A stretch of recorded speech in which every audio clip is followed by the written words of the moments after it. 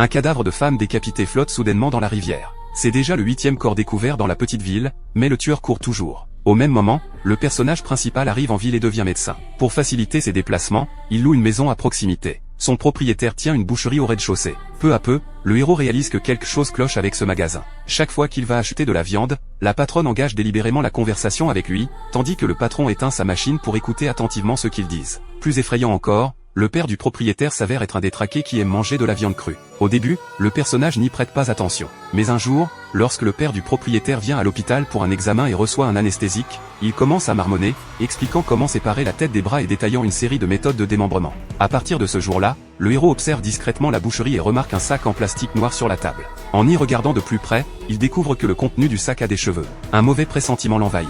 De nature peureuse, il continue néanmoins à aller travailler comme d'habitude. Le lendemain, son ex-femme lui rend visite.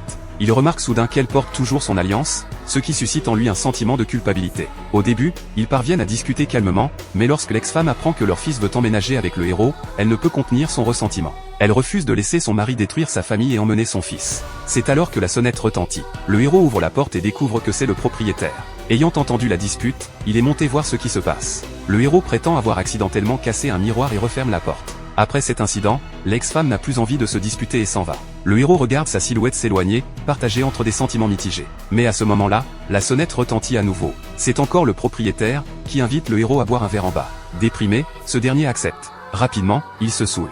Quand il se réveille et lève la tête, le propriétaire a disparu depuis longtemps. Seule la porte de la chambre froide est ouverte. Sous l'effet de l'alcool, il entre dans la chambre froide. Sans surprise, il y trouve un autre sac en plastique noir. Rassemblant son courage, il l'ouvre et découvre la tête d'une femme. En réalité, tout cela n'était qu'un rêve. Le lendemain, il rentre chez lui après le travail. À peine a-t-il bu 2 gorgées d'eau que la porte du réfrigérateur s'ouvre toute seule. À l'intérieur, il y a un sac en plastique noir, apparemment identique à celui qu'il a vu dans la chambre froide cette nuit-là. Pris de panique, il reste figé toute la nuit. Le jour suivant, il est distrait au travail. Le soir, il rentre chez lui et, rassemblant son courage, ouvre le réfrigérateur, mais n'y trouve rien. Il pousse un soupir de soulagement, pensant que la pression ces derniers temps lui a fait avoir des hallucinations. Cependant, lorsqu'il entre dans la salle de bain, il découvre des taches de sang partout sur le sol. Jamais il n'aurait imaginé que le propriétaire était le tueur en série responsable des cadavres de femmes décapitées il y a 15 ans. Le héros se réveille à nouveau de son rêve et se retrouve à l'hôpital. Tout cela n'était-il qu'un rêve, ou quelqu'un l'a-t-il délibérément orchestré? En raison de restrictions de droits d'auteur, ce film policier terrifiant ne peut vous emmener que jusqu'ici. Le titre est décongelé.